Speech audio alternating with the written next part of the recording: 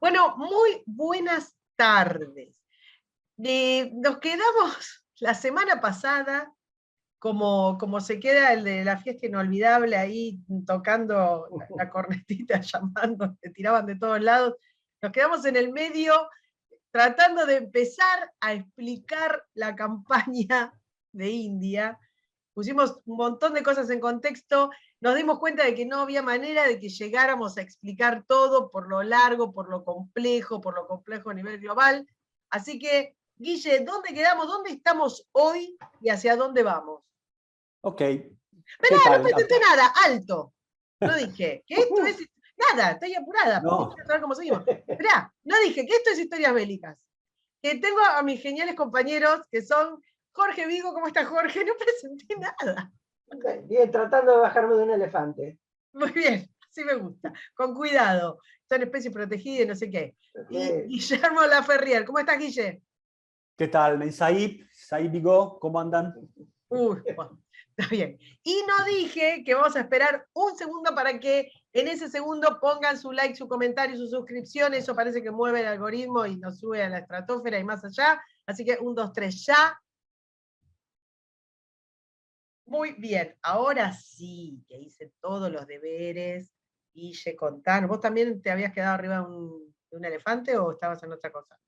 No, en realidad estaba ahí con Winston en un ferrocarril cazando tigres y nos hicieron como una suerte digamos, de terraza en la parte delantera de la locomotora, así cuando íbamos paseando por India cazábamos tigres, pero no, nada, estaba en eso nomás. Está bien, bueno, la cosa útil. Perfecto. Sí. Muy bien. ¿Dónde quedamos nosotros la semana pasada? ¿En qué momento dijimos, bueno, paramos acá? Quedamos con nuestro común amigo, bueno, el amigo de algunos, el futuro Duque de Wellington, con una campaña que habían hecho en Sargapanta, que es más o menos así se pronuncia, donde vimos a Wellington sofocando una rebelión esta de Tipu, y ahora lo que vamos a ver del Tipu, y lo que vamos a ver hacia adelante va a ser Ayesa, la otra gran batalla que libra el duque, y luego vamos a hacer un gran salto hacia el motín de los cipayos, porque en este episodio vamos a ver la transición, una transición que amanecía muy tenuemente la semana pasada, con la corona británica tratando de tomar el poder político, y van a pasar varias décadas, pero va a suceder eso a mediados de los 50 del siglo XIX. Está bien. Jorge. Sí, después de la primera campaña, donde vimos que Wellington termina como gobernador de la región, lo que va a suceder en India es, y esto hay que entenderlo desde la estructura, aquí va a haber rebeldes, digamos, o negociadores con la compañía de Indias comercial, la compañía de India, que tienen territorio y una capital y súbditos, y rebeldes que son bandidos. Estructuralmente en su deseo son prácticamente iguales. La única diferencia es que uno tiene más movilidad que otro. Wellington va a tener que participar en algunas campañas persiguiendo a estos bandidos, va a tener mucho éxito porque de hecho van a eliminar al bandido principal, digamos. Y lo que van a quedar son los bandidos que tienen territorio. Claro. Y ellos van a seguir reclamando. Pero también hay que verlo aquí, que acá son grupos separados que reclaman por intereses separados. A eso me puedo sumar ahí una cosita, porque hay algunos revisionistas que te dicen estamos en ya digamos, una proto-independencia de la India. No, viejo. No, yo no lo veo tampoco. No, claro. Ni ahora ni en el motín todavía. No, ni en el motín, tal cual. Así que, bueno, acá hay algunos levantamientos que se producen no solo contra la compañía de India, sino que se producen entre ellos. Porque el problema que va a llevar a esta campaña es que uno de los bandidos con territorio va a derrotar a dos, y uno de ellos, que creo que es Hokam, ahora que se me escapa el nombre, tanto nombre acá, tenía un viejo acuerdo con la Compañía de Indias de protección, entonces va a pedir esa protección, y eso va a hacer que las fuerzas militares de la Compañía de Indias intervengan. Wellington, en esta campaña... Avísame cuando paso, que estamos... Sí, vamos a la página 5, que es donde están las gráficas, los mapas. Ahí estamos. En el mapa de la izquierda se ve la campaña general, en la derecha la última parte. Wellington, la ventaja que tiene acá es que ya no es un coronel, sino que es un mayor general. Sí. Esto es difícil de entender en la estructura de ejército inglés, porque mayor general es un grado, pero a la vez es una funcionalidad que tiene el oficial. Sí. Es decir, él puede ser comandante de campo como mayor general. Digo esto porque cuando él después vuelve a Inglaterra y tenga que ir a España, va a entrar como general de brigada, va a mandar una brigada nada más. Pero es un cargo funcional. Eso le permite ordenar la campaña. Va a haber dos columnas operando, una al mando de él y otra al mando de un coronel, Stevenson, que es el que va a cargar o va a traer la mayor cantidad de nativos apoyando, que eso es otro dato importante. Fíjense que hay indios peleando contra indios porque los intereses no son exactamente grupales o como muy adelantado nacionales, sino que cada entidad y cada secta tiene sus propios intereses. La primera parte de la campaña, en dos columnas, va a avanzar Holkar, que después va a ser desplazado por otro comandante, otro bandido indio que se llama Scindia, va a ser acorralado, digamos, y van a empezar una negociación. La negociación se va a prolongar, Wellington la tolera, digamos, en una primera parte, hasta que realmente se cansa y toma por asalto una ciudad que es una fortaleza, además, que se llama Hammendruger. ¿Cuál era la ventaja de tomar esta fortaleza? Era que digamos, el polvorín, la reserva de Holkar estaba ahí. Así que caída esta fortaleza, Holkar queda debilitado completamente y debe huir del terreno. Y ahí es donde aparece Scindia, que es el otro jefe, que no está de acuerdo con Holkar, sino que está aprovechando la situación, y que va a enfrentar él el movimiento de la compañía. Esto va a hacer que las fuerzas inglesas empiecen a avanzar, pero ¿cuál es el problema que tienen? El problema que tienen que en esta zona de la India no es como la zona sur, como la zona de Madrás, que la tienen más conocida. Esto es un terreno todavía poco conocido para la Compañía de India. Tal cual, entonces, tal cual. Entonces tienen que confiar en los, digamos, vaquianos locales, en lo que diga la gente y demás. Entonces van a ir pasando de pueblo en pueblo tratando de ubicar para atrapar a algunos rebeldes, pero les va a costar mucho ubicar la fuerza principal rebelde. Así que esto va a llevar como 2 meses dando vueltas en la región. Y aparte un terreno inmenso, es decir, estamos hablando de la India. Claro, eso les iba a decir, ¿de cuánta gente estamos hablando y cuánta gente queda, cuántas tropas quedan digamos, en la primera parte, en Madrás, digamos, todo lo que ya habíamos visto la semana pasada? ¿Cuánta gente, cuánto ejército, cuánta gente tenía la compañía ahí? Los números completos de la compañía en esta época no se conocen muy bien.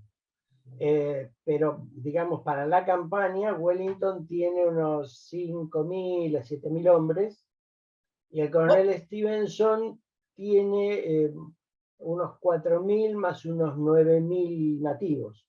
Ahí en esos... Es poco, ¿no? Digo, para semejante terreno. Es que, ojo que la India, me parece a mí, ¿no? La India te proporciona, para un ejército del siglo XIX, el tema de alimentación y forraje no están en las zonas más desérticas de la India, claro, que serían en la zona del Baluchistán, en esa época que hoy es Pakistán. O sea, pasto para el ganado hay, agua hay, alimentos se pueden conseguir, hay ganado, ese tipo de cosas se consiguen. De esas tropas que dijo Jorge, cuando hablamos de los nativos, no solamente hay que incluir ahí a los tipos que trabajaban para la Compañía de Indias digamos, como soldados de la Compañía de Indias, sino que seguramente había tropas de algunos de los señores de la India, que todo este tema del bandidaje les daba también problemas. Claro, sí. Sí, sí. Porque esto, Pero, cuidado, acá cuando estamos hablando, porque no es el concepto, y acá me van a matar algunos, del concepto franquista de cuando después de la guerra civil había los tipos, viste, que entraban desde Francia a tratar de operar contra las tropas de Franco y él los trataba de bandidos. No, estos eran bandidos en serio, con mayor o menor organización, ¿sí? Pero que jorobaban a toda la estructura de tipos que vivían en India. Me refiero a los tipos que tenían poder, ¿no? sí, Claro, sí. de hecho, en medio de la campaña, en la columna del coronel Stevenson, viene el Nizar de Hyderabad, un gobernante. Y en medio de todo este movimiento, hay grupos de bandidos que atacan Hyderabad. Claro. Así que tienen que sustraer tropas para poder someter eso. Sí. ¿Vos te imaginás lo que ha de haber sido el séquito de este señor en su marcha con las tropas británicas, ¿no? Ah, bueno. Vos, Karina, ¿te imaginás más o menos lo que ha de haber sido? ¿Vos te creés que estos tipos iban con una carpita y dormían en el ¿Vos suelo? decís que no? ¿Con una mantita y un morral? Olvidate. A todo trapo, tipo Gaddafi. Sí, eran palacios móviles realmente. Pero claro. Claro, sí. Bueno, está bien, es el lujo, el famoso. Bueno, avancemos. Bueno, finalmente logran obtener información de dónde estaría el ejército principal.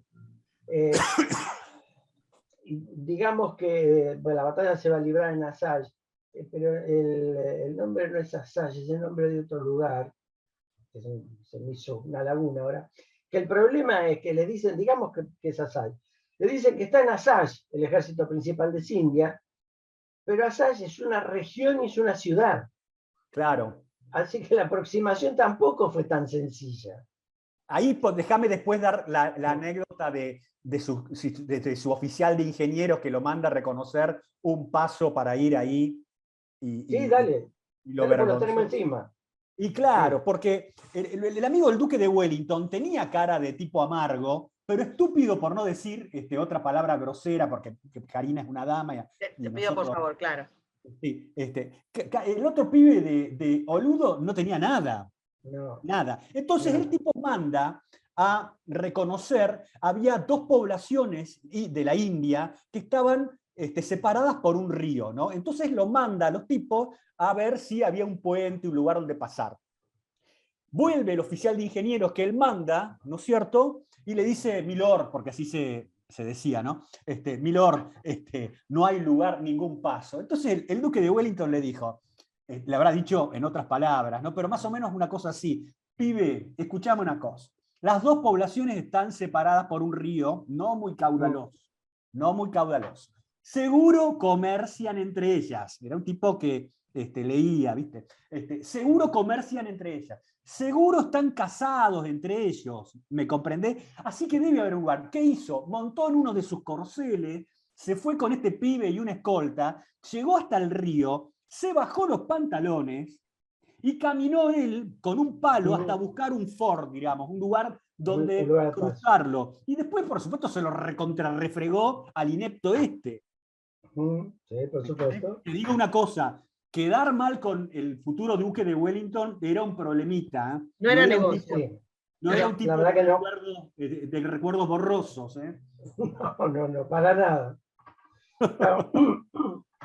Por eso es interesante, en la página 6, para los que nos están viendo, que está el diagrama previo a la batalla, hay una columna de fuerzas que están bajo el mando de Wellington, pero hay un movimiento independiente de Wellington, que es este que acaba de contar Guillermo.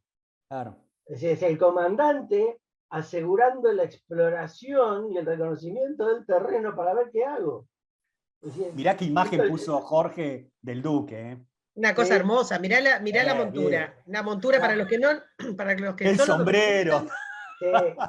La puse, ¿sabe por qué? Porque en general uno no tiene la imagen de la vestimenta completa de la época, y en la India. Y esos sombreros, blancos o negros o demás, lo usaban casi todos. Sí. Tiene una muy buena protección, una muy buena, casi todos los ingleses, ¿no?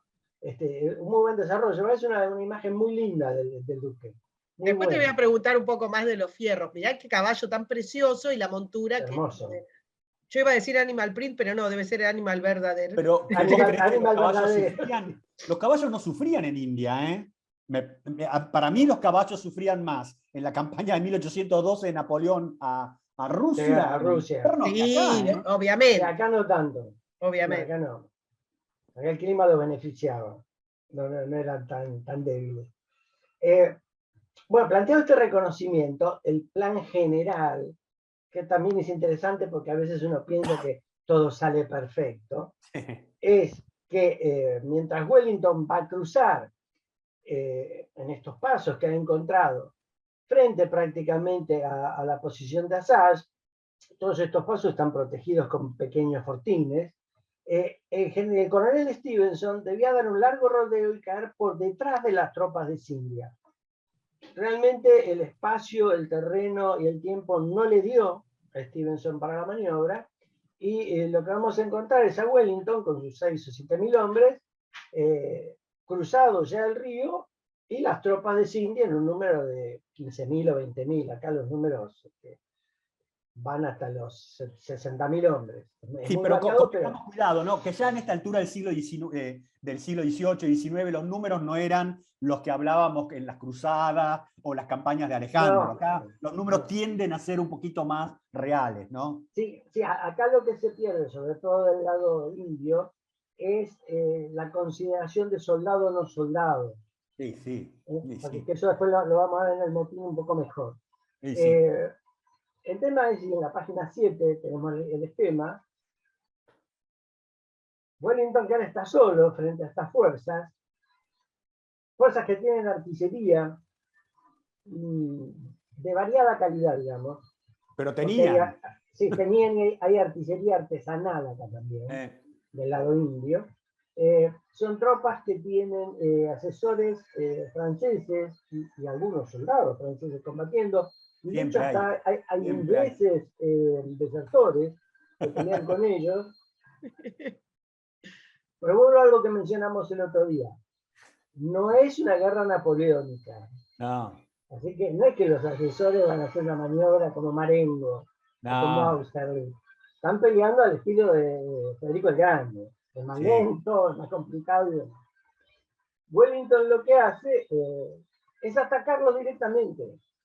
Sí. Es decir, no tiene tiempo para esperar a Stevenson, no tiene tiempo tampoco para que el Scindia organice bien sus fuerzas, porque esta punta, que es muy importante en fuerza, es solamente la punta de las fuerzas disponibles.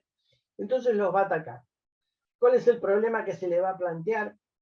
Es que uno de los regimientos se va a desviar en el ataque. Cosa normal. Cosa normal que suele toda pasar. Guerra. Y en vez de apuntarle a la línea india, va a atacar directamente la posición de Assange, que es un pequeño pueblo fortificado. Y al 74 Infantería le van a dar una paliza infernal. Claro. Lo que va a obligar a Wellington a comprometer buena parte de su caballería principal para salvar al 74. Guarda acá con una cuestión, ¿no? Wellington no tenía ninguna, era un tipo formado en la infantería y tenía siempre a la caballería como un arma. Esto lo hablamos en el episodio que hablamos de la batalla de Waterloo, ¿no? Sí. Tenía la caballería como un arma de uso muy restringido. No porque tuviera algo, digamos, atávico contra ella, sino por a diferencia de la infantería en esa época, cuando vos lanzabas a la caballería en una carga, buscando la profundidad o un flanco del enemigo, una vez que ésta se lanzaba y chocaba, reagruparla y recuperarla para otra operación era tremendamente complejo, ¿me comprendés? Es decir, que si Wellington usó la caballería acá es porque no le quedó más remedio. Sí, sí, no podía hacer nada. Era la caballería acá lo que va a hacer es algo así como separar, Claro. digamos, a los indios de los ingleses para que la infantería inglesa se pueda recomponer. Si Tal replegar un cual, no poco, esperaba más recomponer. de eso, y más en una posición fortificada. No, no, no es más que eso. Acá lo que va a pasar es que las tropas indias van a enfrentar el ataque y van a superar la línea de su propia artillería. Y bueno, los artilleros indios esto lo suelen hacer, le empezaron a tirar a los propios. Pasó varias veces y va a pasar varias veces más. En toda guerra. Sí, en toda guerra. Así que esto va a favorecer. Hola, hola. Hola. Ahí. Jorge.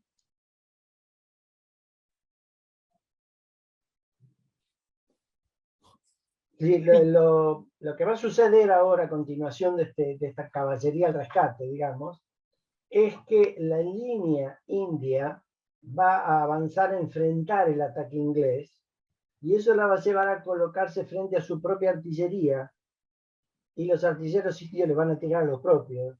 Sí. O sea que ¿No le veían la ropita como, vuelvo a la fiesta inolvidable, a Peter Sellers? Es que es claro, difícil. es que acá no podés tirar por arriba. Claro. Tirás casi directo. Fíjate Así dónde está puesta la artillería, ¿entendés? Está claro. muy y tiran directo, no es que tiran a distancia con una curva, aunque siempre hace una curva, ¿no? Sí. Pero con una curva pronunciada y vos tirás del otro lado por sobre la propia. No, tirás. Y por ahí, si tenés un jefe de artillería, hay que ver si tenían un jefe de artillería. Tiendo a pensar que sí, que el tipo veía la masa británica ahí y los tipos de él peleando y tiraba y pegaba y causaba caos. ¿Viste? Que sea lo que Dios quiera, claro. Y sí, exactamente. Es así. Lo cierto es que este caos que se produce indudablemente va a terminar debilitando la línea india y cuando se quiebra un poco se desbanda. Claro. Cosa que es muy común en las batallas en la India. Es decir, los soldados indios no son malos peleando, pero no toleran la menor debilidad en batalla. Sí, lo hablamos en la otra. Afloja un poco se cae, sí. Sí, lo dijimos la vez pasada. La otra vez cuando hablábamos de las fortalezas también, si tomado una pequeña parte de la muralla, los indios se desbandan. Pero porque no tenían mandos intermedios de calidad, ese es el problema. Sí, en este momento lo que tenemos son suboficiales todavía. Sí. No está estructurada la parte de oficiales indios. Los oficiales ingleses, bueno, tampoco todavía le tiene mucho la mano a esto. No. Por las tropas nativas. La verdad que hay que admitir eso. Lo están aprendiendo, pero todavía le va a faltar. Bueno, esto va a agotar este levantamiento. Wellington va a ser recontra reconocido. Va a volver a Inglaterra.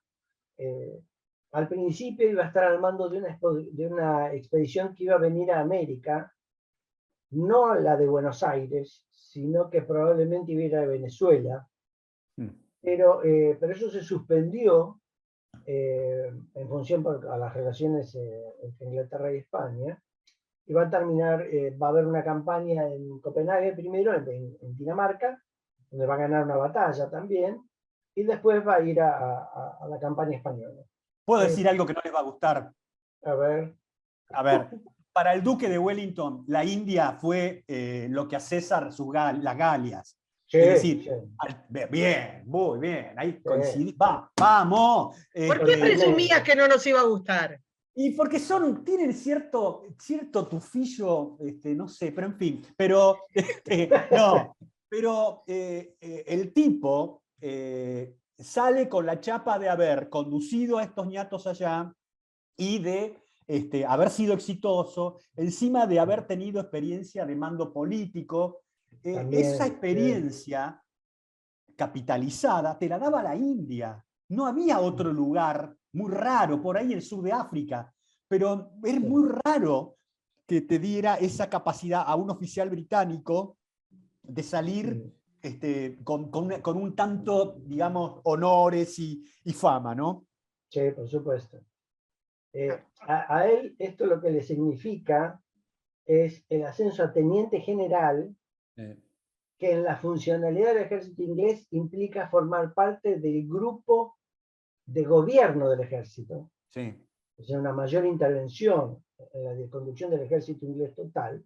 Claro, Le va a allá en valer Inglaterra de esos días, el jefe del ejército era el duque de York. el ¿no? duque de York, sí. Era el duque de York, al tipo al que le escribían y le rendían. Y tenían un esbozo de Estado Mayor. En ese sentido, el almirantazgo británico estaba años luz de estos pibes. Sí, Años luz. mucho mejor. Sí, mucho mejor. Le va a valer además, bueno, la orden del baño, lo que implica el título de Sir. Así como Elton John. Claro, una aclaración. Cuando te dan esos títulos te pagan, Hay una renta anual. A Elton le pagan, perdón, no viene al caso, pero a todos les pagan. Todos los Sir, creo que, espera, de Beatles, también. McCartney. Mirá. Claro. Ahora te coló. Mirá. Acá están por entregar también la orden del papel Elite. ¡Ojo! Sí. La orden del papel Elite, en serio, están por entregar acá en Argentina para la nobleza argenta. Claro, ahí paga la nobleza, no paga la... Digo que es un artículo de lujo, caro, escaso, ¿no? Sí, todo título se paga. No sé por qué se ofenden. No, nadie se ofende. Nada más ponía unas gotas de precaución, porque como sos el díscolo del grupo. Bueno, y además va a traer otra cosa. Todas estas campañas ganadas, operaciones, acciones de gobierno y demás, redundan en premios económicos. Sí. Así que Wellington va a entrar a la India pobretón con sueldo de teniente coronel y va a volver a Inglaterra como teniente general y con una fortuna de 45.000 libras. Sí, cuidado que la Armada Real también tenía sus curros, Todo. Esas cosas, ¿no? Pero esto, más que curro, funcionaba de esa manera. Claro. Era así, bueno, esto le va a permitir casarse con Kitty al final y toda su historia. La novela que le hemos prometido. Exactamente. Sí, llegó y le vio después de 10 años y dijo, qué fea está. Qué fea está. Bueno, así es la vida. Escuchame, Guille, poné bueno, no es esclavo, siempre me quiero. Sí, por favor, que hagamos un especial de historias de amor con guerreros. Sí, Patton era un Don Juan, también, También. Bueno, por eso digo. ¿Cómo se llamaba la alemana esta tan linda que Marlene Dietrich. Con Marlene Dietrich. Y también por ahí pasó Galvin, el comandante de la 101 o la 81. Claro. Guarda, Muchachos, no se dispersen. Después hacemos la novela, hacemos un especial. Mira, se nos pasó San Valentín, pero hacemos un especial. Amor en tiempos de guerra. Exactamente, buen título. Pero bueno, pasado esto de Wellington, hay algo que ver en la India. ¿Cuál es la relación de los ingleses con la India? La relación, digamos, la frase, yo la voy a usar, es extemporánea al momento porque fue posterior. La frase la pesada carga del hombre blanco, que es más o menos equivalente a la carga de la corona española en la catequización de los indios. Tal cual. Claro. El problema que hay es que entre los ingleses hay como dos grupos, por decirlo de alguna manera, o dos estilos. Los que creen que esa carga hay que manejarla compartiendo, conviviendo, y los que creen que esa carga hay que imponérsela al súbdito indio. Cuando comienza la participación inglesa en la India, hay un estilo de convivencia. Sí. Hay como un indiamiento, digamos, de la sociedad inglesa que va a la India. Incluso los oficiales militares. En costumbres. Y en costumbres y demás. Es más, algunos se casan. Exactamente. Y ahí hay un tema clave. Hasta 1820 uno podía encontrar un 30% de oficiales ingleses casados con indias. Mi tatarabuelo. De ahí para acá, la proporción empezó a ser de 1 a 7. Lo que quiere decir que la relación se endureció. nadie tiene una explicación muy clara, porque esto es anterior a Victoria, así que no es el estilo victoriano. Esto sucede antes. Puede haber sido descuido de mayor interés económico que social de la Compañía de India, puede haber sido descuido en la conducta, en fin, no hay una gran explicación. Pero esto además tenía otros problemas. Por ejemplo, lo decíamos el otro día, la India Avísame, no es perdón, Jorge, avísame si querés que pase con esto. y podríamos avanzar una, que es donde está Victoria. Claro, te iba a decir. Y podemos ver quién es esta otra mujer. ¿Qué es lo que sucede? Como decíamos la otra vez, India no es un conglomerado homogéneo. Claro. Hay dos religiones principales, si uno quiere ver, o tres, y después un montón de sectas, costumbres, regiones que se van complicando. Entonces, según la conducta del jefe político local inglés, empezaron a haber graves problemas. Por ejemplo, había una conducta que los ingleses querían erradicar de algunos de estos sectores, sectas o regiones, donde si el marido moría, la viuda tenía que ser quemada viva o enterrada con él y demás. Claro, y los ingleses, en vez de tratar de paliar el asunto, proteger a la viuda y demás, lo arreglaban a los golpes.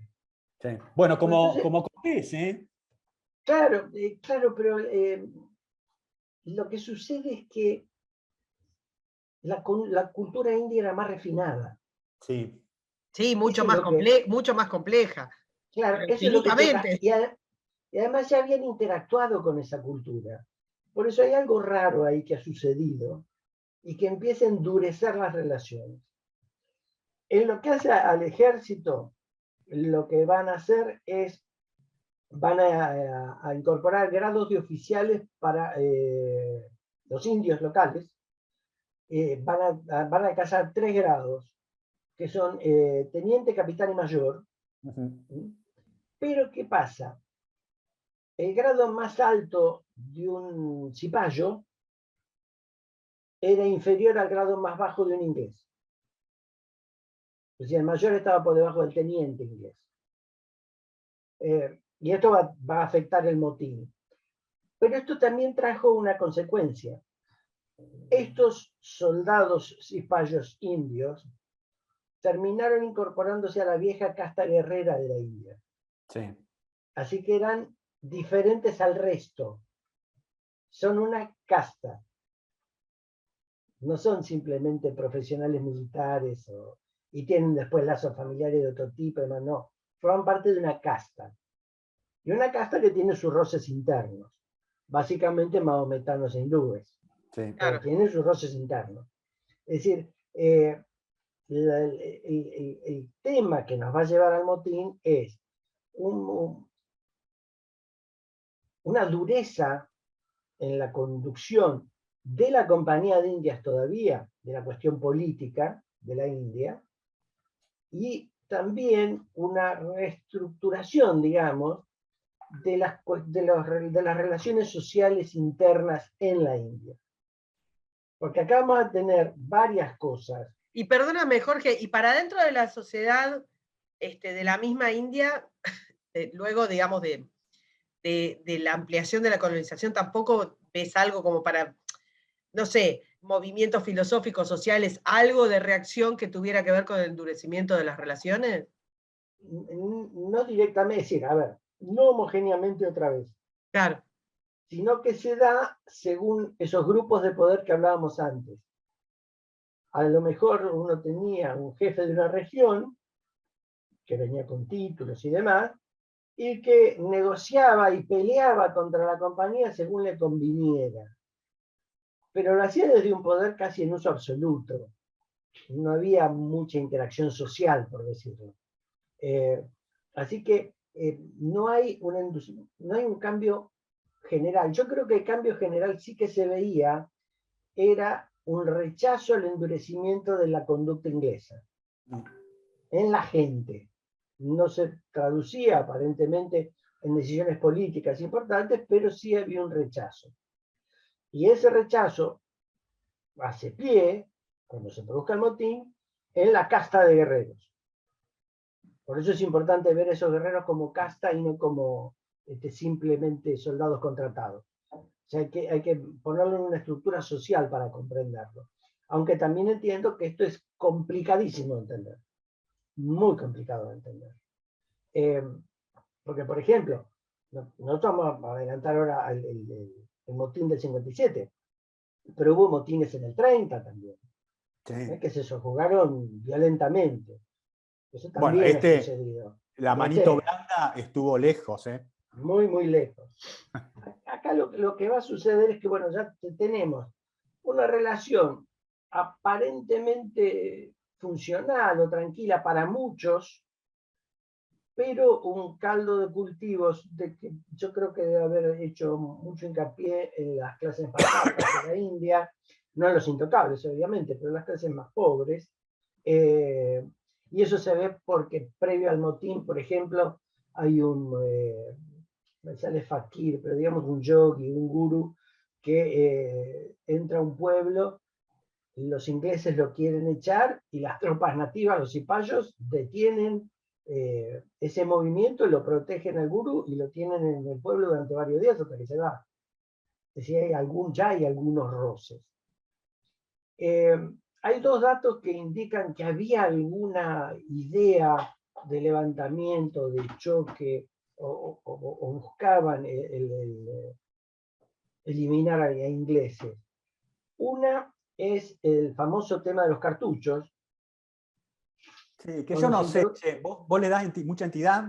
No, no le doy entidad directa. El tema de los cartuchos, para los que no conocen, es que los cartuchos, cuando aparece el fusil Enfield, el cartucho venía envuelto en un papel engrasado, y la grasa era de vaca o de cerdo, con lo cual los cipayos, que eran hindúes, se mordía con la boca para abrirlo. Claro, se mordía con la boca, entonces ni los mahometanos por la vaca, ni los hindúes por el cerdo, perdón, ni los mahometanos por el cerdo, y los hindúes por la vaca querían morder eso. Esto va a ser importante porque cuando se haga el motín, los ingleses van a pelear con el fusil Enfield y los cipayos que los acompañen, y los rebeldes van a pelear con mosquetes de avancarga. Esto va a generar una diferencia muy importante en el combate. Yo no creo que eso haya sido importante, pero sí hay que tener en cuenta, o mejor dicho, ahora vuelvo a lo del cartucho, el otro movimiento es que estaba circulando en muchos lugares de la India, sobre todo en el norte, que es donde se produce el motín, una especie de tráfico de chapatis. El chapati es una tortilla como la que usamos nosotros para comer comida mexicana. ¿No? Pero parece que eso era un indicativo de levantamiento o de generar un grupo subterráneo, digamos, de resistencia a los ingleses. ¿Qué pasó con esto de la grasa? Bueno, hubo levantamientos, protestas, en principio protestas internas dentro de los regimientos, los soldados se negaban a usar los cartuchos, hubo amenazas de oficiales, amenazas de que lo vamos a volar en pedazos y demás, hasta que un soldado, un sargento, cipayo, que se llama Bangal. Sí, que lo recuerdan en India, hoy hay películas inclusive. Sí. El tipo se levanta, se niega, sale de filas y enfrenta a un oficial inglés y le dispara. El tema es que no está claro el episodio. Si le disparó y mató al caballo y el oficial se cayó y murió por la caída, si él se acercó y le pegó un sablazo, si le pegó el disparo al oficial, digamos, este personaje, como vos bien decís, es un héroe en la India, entra en el cono de leyenda de lo que sucedió. Lo cierto es que este hombre es detenido y es sometido a una corte marcial. Y esa corte marcial, donde él declara que no se acuerda lo que hizo y sabe que él estaba muy violento y muy sacado y que mató a alguien, pero esa corte marcial lo condena a ser ahorcado. Y eso es lo que va a levantar el motín, como último hecho, ¿no? Obviamente. Por eso los cartuchos directamente no tienen relación, pero sí cuando llegamos a esta corte marcial. Ese sería el vínculo real. Los Decime cartuchos si en paso. general sí. Decime si paso. No, todavía no. Bueno. Porque lo de los cartuchos incluso hubo explicaciones, hubo intentos de cambiar las grasas por otro tipo de grasa animal que no ofendiera a nadie. Y hubo varias cosas. Pero sucedido esto, se produjo un escándalo, la verdad. ¿Quiénes son los protagonistas de este escándalo? Bueno, obviamente la reina Victoria, que la tenemos acá, sí. que cuando esto es inmediatamente posterior a la guerra de Crimea, que cuando Victoria se entera, lo llama al primer ministro y lo que sea el secretario de Defensa, y les echa en cara que ahora no tienen tropas por la desmovilización de Crimea. Claro. Así que digamos que la reina tenía la cabeza bastante fresca y bastante lúcida. Del otro lado, una de las líderes es una mujer, hay otras, pero esta, Laxmi Bai, que es la Rani es un cargo, Rani de Jhansi, de una ciudad, es una de las líderes del motín y de hecho va a morir en batalla. Hacia el final del motín ella va a morir en batalla. En la página siguiente tenemos a los otros protagonistas. El amigo Campbell. Sí.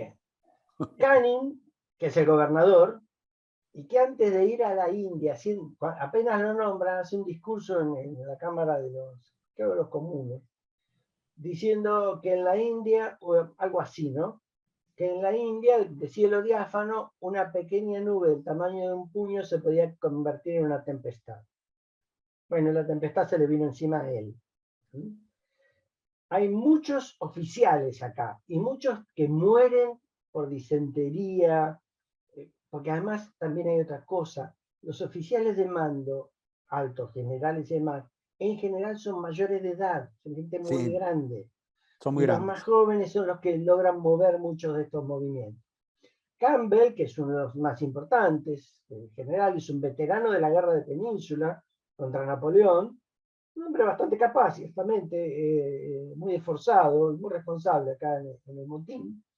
El general Havelock, otro de los generales importantes que va a formar parte de la liberación de una ciudad que se llama Lucknow, una ciudad que se llevó meses de liberación y mucho trabajo, y un coronel que se llama Nicholson, es un hombre joven, veterano de Punjab, que junto con otros oficiales, entre los cuales su jefe se llamaba Neville Chamberlain, un antecesor de la Segunda Guerra Mundial, van a formar lo que se llama una columna móvil. Sí. ¿Por qué? Porque se dan cuenta que los levantamientos están sueltos, entonces necesitan una fuerza que rápidamente pueda ir de un lugar a otro. Y ahí vos sabés que hay una anécdota de esta columna móvil, ¿no? Que cuando lo destacan a Nicholson, va avanzando con su columna y el grueso que viene mucho más atrás, ¿no es cierto? Empieza a avanzar también detrás de esto, muchos kilómetros atrás, y empiezan a ver los árboles tipos colgados, cipayos colgados. Entonces, el comandante de la columna dice, se ve que el amigo Nicholson se tomó esto muy a pecho, ¿no?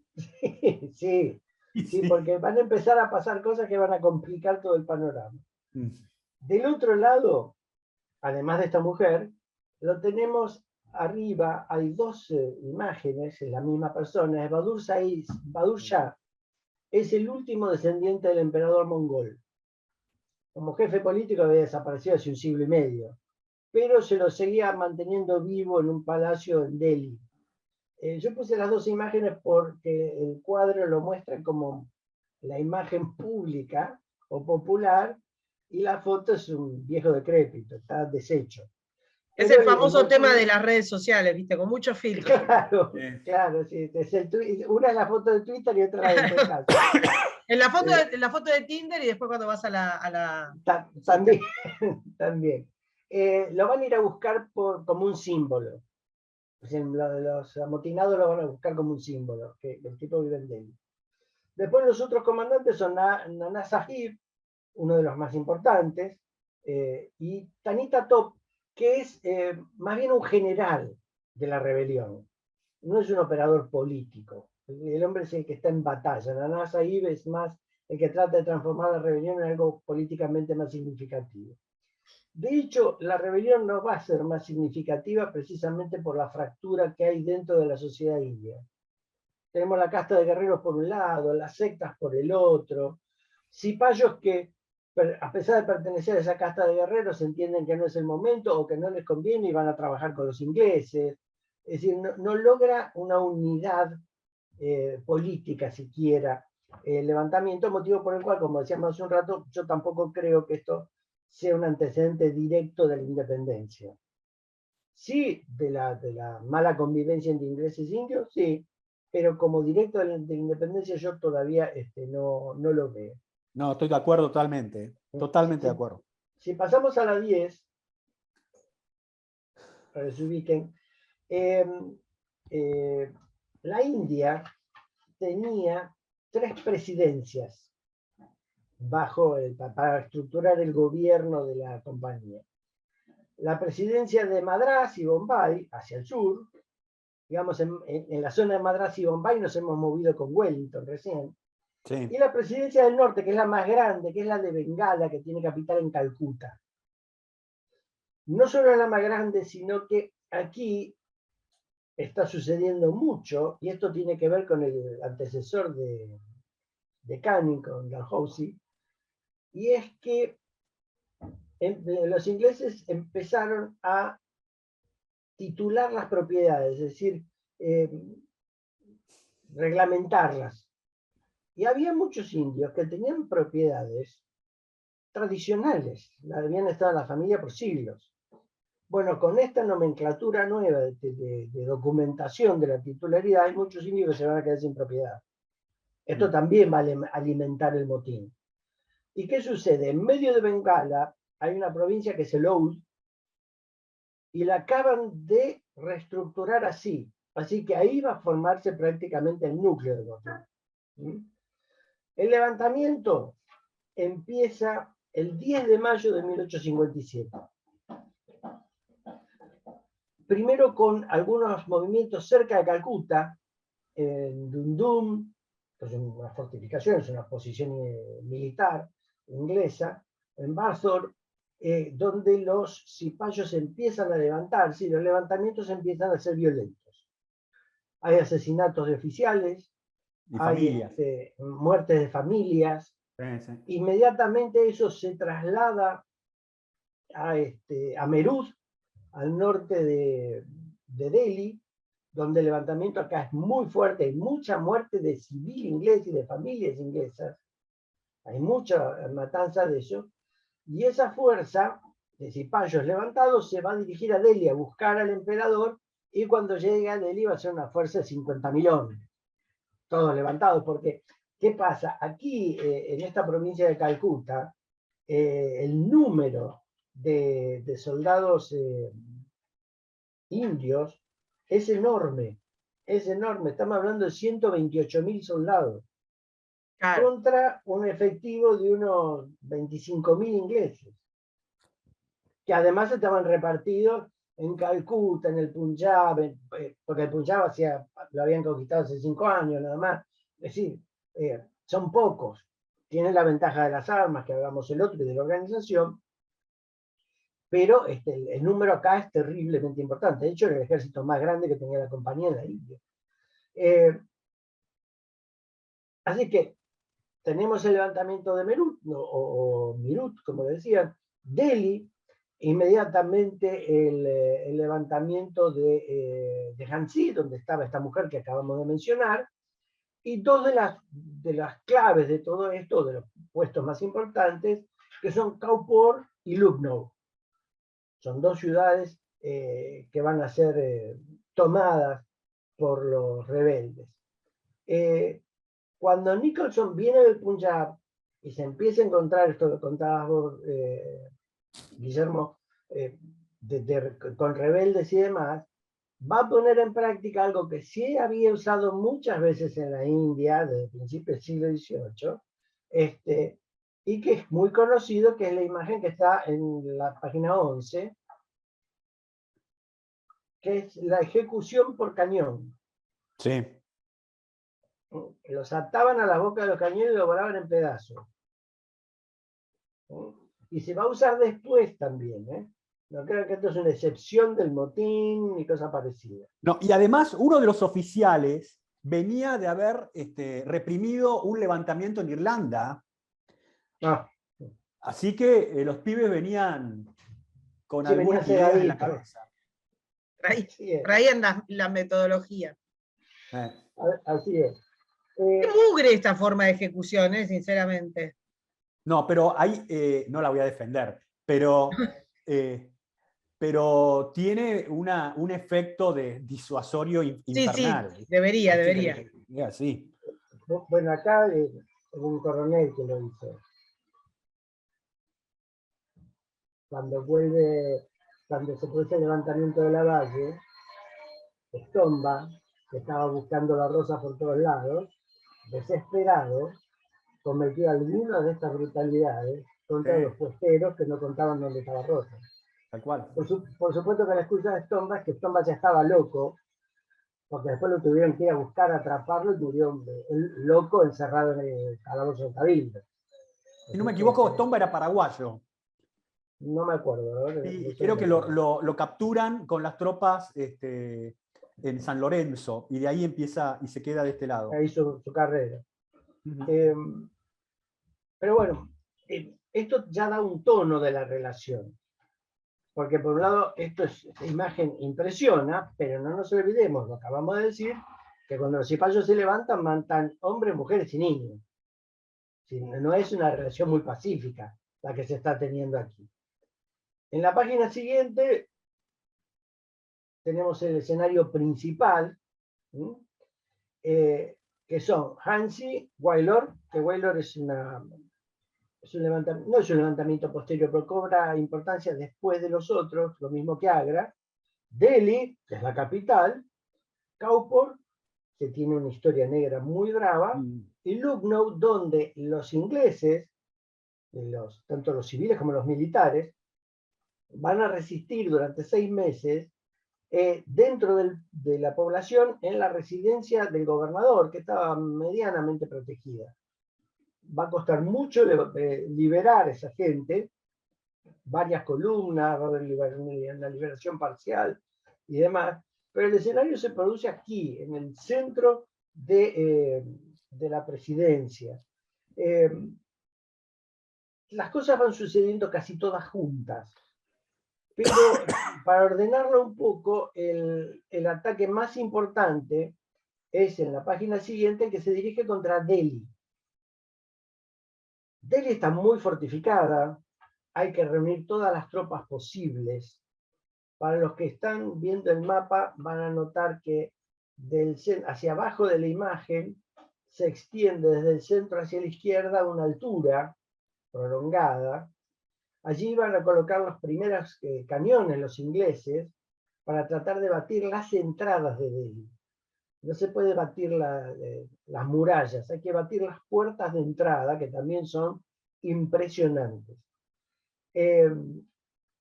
La concentración de fuerzas, Nicholson va a venir acá, de hecho va a morir acá, van a asaltar esas entradas repetidamente, van a acercar la artillería, y hasta que logren romper las entradas principales, que son la puerta de Kabul, y acá los ingenieros ingleses tuvieron mucho que ver, porque son los que las puertas no se van a derribar a cañonazos, sino que las van a volar bajo fuego enemigo. La puerta de Kashmir, y después el bastión que da sobre el río. Una vez que se abran estas puertas va a suceder lo que ya había sucedido antes y que nosotros lo hemos mencionado. Se rompió la contención, digamos, de la defensa, que era la muralla. Bueno, la defensa india en el interior va a ser violenta, sí, pero no tan fuerte como cuando los ingleses no habían podido entrar. Así que Delhi hay que limpiarla. Les va a costar bastante limpiarla. La página siguiente y la muestra de la entrada. Esas, miren lo que son las murallas, es un monstruo. Impresionante, impresionante. Son todas así. Pero bueno, una vez que entran, ya se debilita todo el sistema. ¿Qué pasa? Todavía hay grupos de resistencia. Entonces, hay un mayor, en la página siguiente lo vamos a ver, que se llama Hodgson, y que les propone al comandante, que creo que en este momento es Hanson. Es difícil recordarlo, perdónenme, porque se van muriendo los comandantes de esta fuerza, por lo que decíamos antes, por la edad, el desgaste y demás. Le dice que para someter a todos los rebeldes que están dentro de Delhi, hay que él pide matar al emperador, este pobre viejo que recién mostramos. En realidad le autorizan a que lo capture. Entonces Hodgson, con un pequeño grupo, se mete, llega hasta el palacio donde está el emperador y le promete la vida a cambio de que se entregue. Bueno, hay una pequeña negociación porque Hodgson no tenía mucha paciencia, la verdad, por usar los gritos y que hacía las patadas. Bueno, el emperador se entrega, porque igual el viejo ya está todo hecho. Se entrega, lo capturan, Hodgson vuelve al palacio, y en el palacio se encuentra con 3 príncipes, además del emperador, y otra serie de personas de la corte. Y Hodgson dice, bueno, yo le prometí la vida al emperador, no a los príncipes, así que los liquida a los 3 de golpe. Lo interesante es que este episodio... Era literal, pobre. Hay que entenderlo. Claro, pero nunca lo castigaron a Hodgson por esto. No hubo un juicio, no hubo un sumario, no hubo nada. No hubo nada. Y probablemente tenga que ver con las noticias que venían de los otros lugares. Claro. Y esta es la peor de todas. Esto es Kaupor. En Kaupor, quien haya visto la carga de la Brigada Ligera, la de Errol Flynn, la vieja, hay una copia de lo que sucedió aquí. Porque esa película empieza en la India. Pero para el que la haya visto la va a recordar. En Kaupor el levantamiento es tan brutal como en cualquier otro lado, pero los ingleses logran aglutinarse y resistir. Para limpiar la resistencia, la Nasaí les ofrece a los ingleses retirarse, abandonar la ciudad. Para los que vean la carta van a ver que está marcada al extremo de la derecha una frase que es, lo llaman, el mapa lo llama el sitio de la primera masacre, que es en junio del 57. ¿Qué pasa acá? Cuando les prometen eso, los ingleses negocian y van a tener que huir a través del Ganges, cruzarlo o continuar navegando por él. Y ese hay no barcos. Ese no es un río chiquito. No es un río chiquito. Hay barcazas preparadas para que los ingleses suban, pero empiezan a haber cosas raras. Una, el río está abajo y las barcazas más que apoyadas en el río están apoyadas en el barro. Exactamente. Así que no son fáciles de sacar. Los ingleses se acercan, las tratan de mover, y cuando todo el grupo, el contingente inglés, está concentrado tratando de subir y mover estas barcazas, las fuerzas indias empiezan a disparar y los masacran. Sí.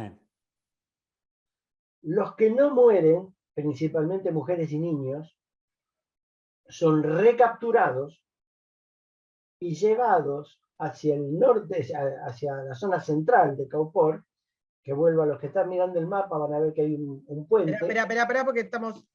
Espera. Ah, perdón, claro, perdón, acá. Acá estamos. Ahí está.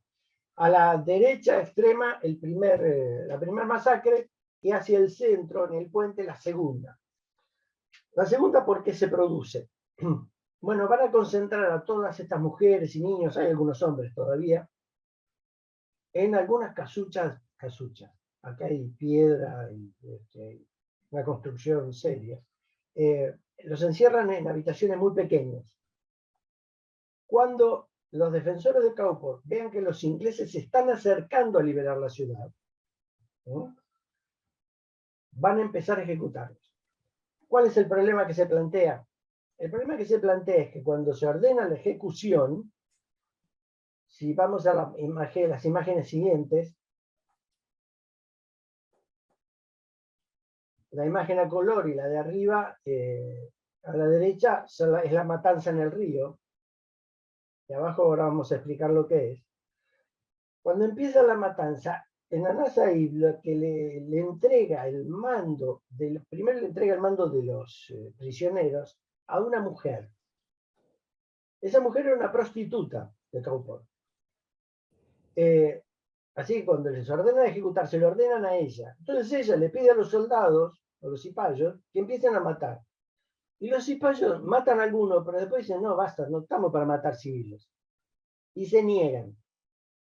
Entonces esta mujer prostituta que conocía a todos en el pueblo, y era amante de un carnicero, lo trae al amante y amigos de él, de su misma profesión, y empiezan a masacrar a los ingleses. La imagen, lo que cuentan, de todo lo que cuentan es horrible. Lo que estamos viendo en el dibujo abajo... Perdóname, Jorge, digamos, del rescate inglés, ¿a cuánto está de todo esto? El rescate inglés está acercándose a la ciudad, están peleando en las afueras todavía. Claro. Todavía no han entrado. De hecho... Ni se ve lo que está pasando. Claro, no ven lo que está pasando y de hecho los indios, en cuanto termine todo esto, van a salir huyendo. Van a entregar el Kaupor directamente. Lo que se ve en eso es un pozo de agua. Ahí tiró el carnicero los pedazos humanos, entre los cuales tiraron una mujer y 3 niños de 4 a 9 años vivos. Hay soldados que cuentan que cuando entraron a las habitaciones donde los tenían encerrados, por ejemplo, encontraron 2 hileras de pares de zapatos enfrentados. Unos eran de mujer y otros eran de niños, con los pies adentro. Y en algunas habitaciones en uno sobre todo, había un gancho colgado de la pared, que por los rastros de sangre identificaron que un niño había sido colgado del gancho, pero no por la nuca, sino por la cara. Claro. Dios mío. Y que el niño estaba vivo, y lo saben porque se encontraron los rastros de sangre del chico manoteando la pared. Cuando encontraron esto, la poca paciencia o buena voluntad que hubiesen tenido los ingleses se acabó. Se acabó. Ahora todo va a ser matanza de ambos lados. Absolutamente. Todo sospechoso de amotinado va a ser asesinado inmediatamente sin ninguna otra prueba que la sospecha. ¿No? Lo de Kaupor es brutal en muchos sentidos, pero además indica la brutalidad de los amotinados y la falta de conducción de los amotinados. En lo que hace a lo militar tiene que ver con que los amotinados nunca tuvieron un oficial superior en el mando inglés. O sea, apenas llegaban a mayor y eran mayor, el grado no tenía mucha importancia, no participaban en una discusión de campaña. Claro. Así que no sabían muy bien cómo armar una campaña de este tipo. Y los políticos parece que se hubieran montado a lo que venía. Y no sé, la verdad que no tiene mucha explicación de tantas matanzas. Las primeras en la rebelión puede ser, pero esto que pasa acá es un acto terrible, absolutamente terrible, que rompe cualquier relación política que pudiera generarse a posteriori.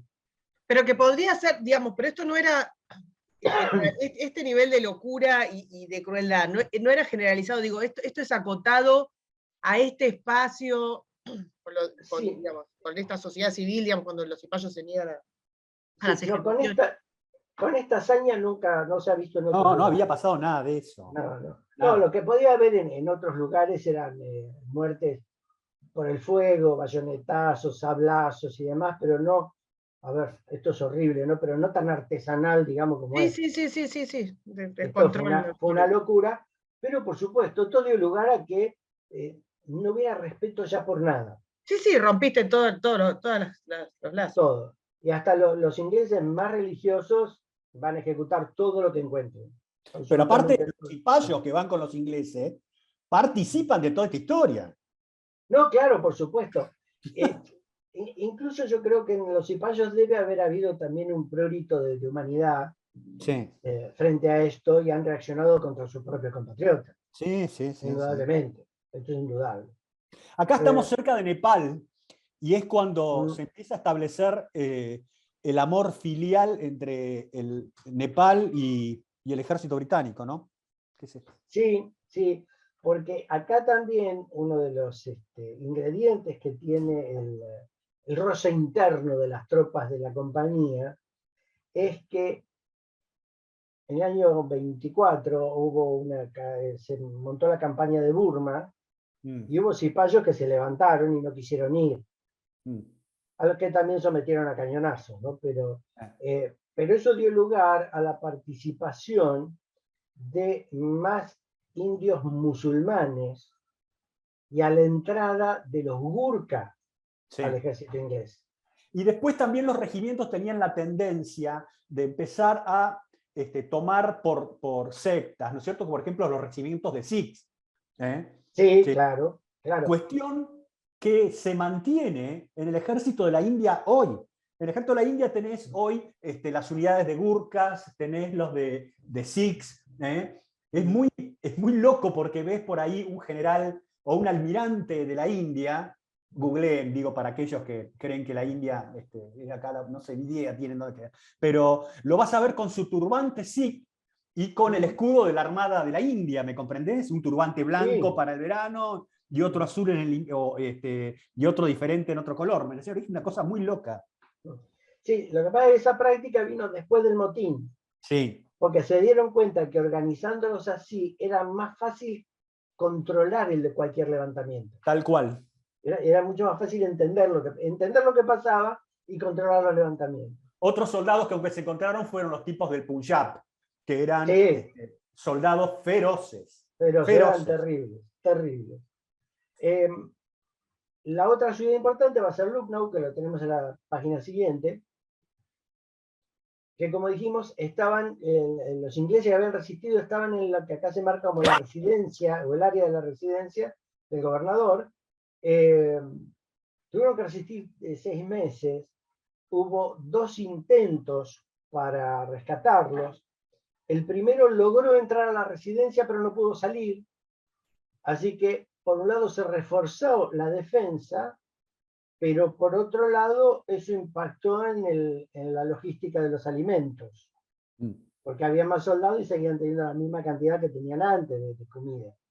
Pero de todas maneras siguieron resistiendo hasta que Campbell participa de esta primera campaña, pero después hace otra donde no entra por la ciudad directamente, sino que entra por detrás de la ciudad, y eso se le facilita. Esto fue distinto a Gordon Payá, que lo dejaron en Babia. Que lo dejaron solo, ¿no? Sí, esto es totalmente diferente. Sí. Y lo que hay que ver, que es interesante, es la página siguiente, hay una muestra de lo que quedó de la residencia. Sí. Pero acá hay un cuadro de un hombre que si ustedes lo ven, lo están como arreglando.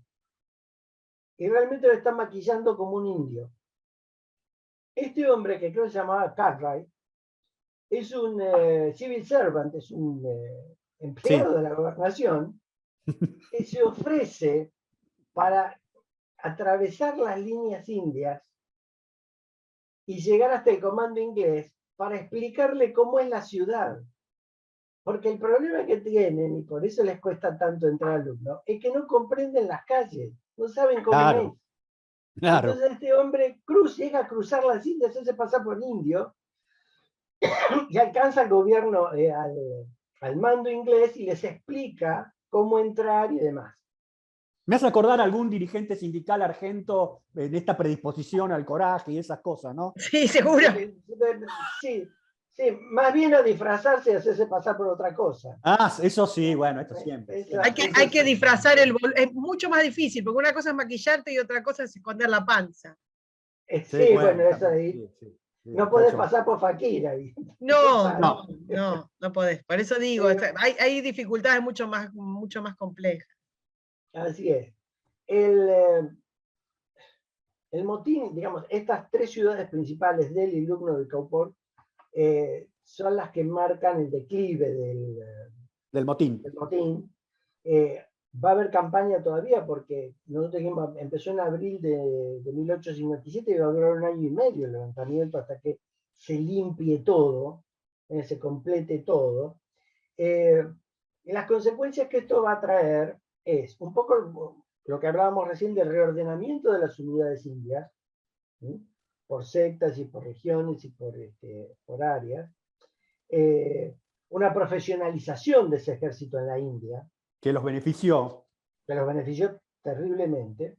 Y el ocaso de los muchachos de la compañía, se le acabó el curro. Exactamente, Victoria cierra la compañía de India, Claro. y ya el mando es directo de la corona inglesa, que 20 años después de israelí va a transformar la India en un imperio. Claro, porque vos fijate, ¿no es cierto? Porque los guachines esto de la compañía, está bien, hacían negocios, ¿no es cierto? Participaban a Inglaterra del negocio, pero Inglaterra ponía mucho más que lo que los tipos hacían, ¿me comprendés? Tenías que comerte encima un motín de este calibre, tenés que traer tropas desde el continente para hacer frente a esto, y de arriba no se lo podían llevar.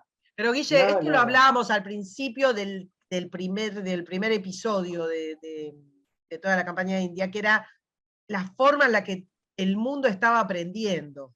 Claro.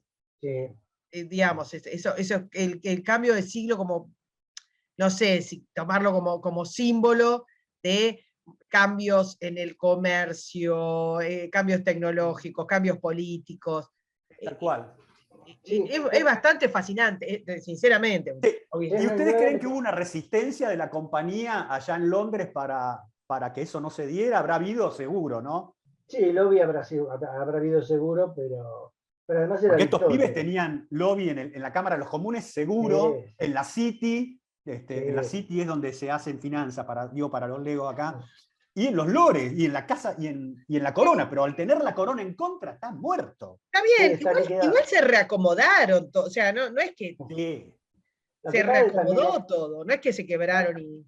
Sí, no, pero lo que pasa es que ese lobby choca contra Victoria, que ya está bastante asentada en el manejo del gobierno, y el primer ministro era Palmerston, que era una anguila. Es difícil de atrapar el tipo. Tipo un tal. Sí, muy difícil. Después también hubo una marca de esto, es que hay un decreto de la reina de perdón a los amotinados, salvo que hayan tenido que ver con los asesinatos o hayan encubierto un asesinato.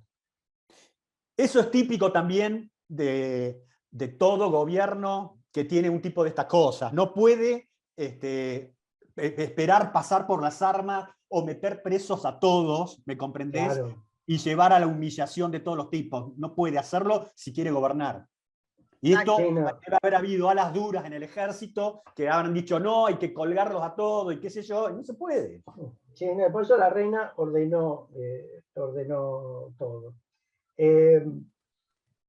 Yo creo que a partir de aquí, sí, los levantamientos indios ya no van a ser tan sectarios. Y ya va a haber más trabajo político para tratar de conseguir cosas y mejorar cosas. Lo que también se debe haber visto facilitado por el trato directo con la corona. Tal cual, pero ahí vos fijate, y esta es la teoría la Ferrier de la India, ¿no? Casi un dictum, pero la India recibió 3 cosas que le vino bien para su independencia, ¿no? Y que el despelote que tuvo con su independencia fue la partición. Ese tendríamos que hacer un aparte, tal cual. Sí. Pero, ¿qué 3 cosas ligó? Ligó, primero, un idioma, un latín, que era el inglés, porque en la India la cantidad de dialectos, lenguaje, es abrumador, y un idioma único para poder manejarte oficialmente era clave. Segundo, un servicio civil. En el servicio civil que va a imponer el gobierno británico luego de todo esto, va a haber indios, ¿no?, de distintas religiones laburando para el gobierno como jueces, como abogados, como clerks, como un montón de cosas, ¿me comprendés? Eso por un lado. Y el tercer lugar, el tercer que heredó, fue un ejército, porque lo que se creó después, con los años, fue el ejército de la India, un ejército que estaba en espejo con el ejército, digamos, británico, que tenía su propia escuela de guerra, sus propios centros de formación, un sistema de rotación, y eso lo hereda tanto la India, sin cambios, como Pakistán. Los dos. Exactamente. Sí. Bueno, vamos cerrando. Ahí doy hay un cuentito más. La gente tiene que comer. A ver, Un cuentito más. Sí, dale, dale. Cuenta, ya no me acuerdo si era Francis Tucker, que fue comandante de la 4ª División India en el norte de África en la Segunda Guerra Mundial, escribió un libro que se llama Las preliminares de la batalla, que está en español, que se puede leer, ¿viste? Para aquellos que son reacios tiene algunos dibujitos, que ayudan. también. Tiene dibujitos. Pero bueno, dice que cuando llegó al 8º ejército, al norte de África, le daba por las orejas a los oficiales británicos que servían en otro tipo de unidades, porque cuando iban a una reunión con estos, los soldados de la India le decían a los oficiales británicos Sahib. Sí. No, señor. ¿Me comprendés? Sí, sí, sí, sí. Tremendo. Y hay un último chisme. En la página siguiente. Ahí Qué está. grande. Vamos. Más allá de la broma de la película, la foto es del protagonista, de Gunga Din. Sí, ¿Por qué la norteamericano. pongo? Sí, ¿por qué la pongo? Porque hay algo que sucedió y que marca la extraña relación entre los ingleses y los indios. Cuando termina el motín, acaba un reparto de medallas, obvio, al 9º de lanceros le van a entregar una Victoria Cross, la más importante condecoración. Una medalla regimental, cosa rara. Y no saben a quién dársela del regimiento. Entonces le ofrecen al regimiento que elijan ellos. Que entre los oficiales y los soldados y los cipayos elijan a quién se la van a dar. Y el 9º de lanceros se la da al Bitsi del regimiento. El Bitsi es este Gungadín que está acá, el aguatero. El aguatero, sí, es genial. A ese muchacho le da la Victoria Cross. Lo que muestra una relación muy extraña. Sí. Que va desde la matanza hasta relaciones de afecto tan profundas. Sí, tal cual. Mirá, Gunga Din, está el famoso, la poesía de Kipling. Hay otras cosas que leer que Jaureche, ¿no? Digo. No, sí, hay más. Sí. Solo se puede leer a Jaureche. Bueno, hay otra historia que escribe Kipling que se llama Sahib. Mi Sahib se llama, que es un cuento de una unidad de la India de caballería que está combatiendo con los Boers rápido, y al oficial lo capturan y lo destrozan. Los Boers lo hacen herejías.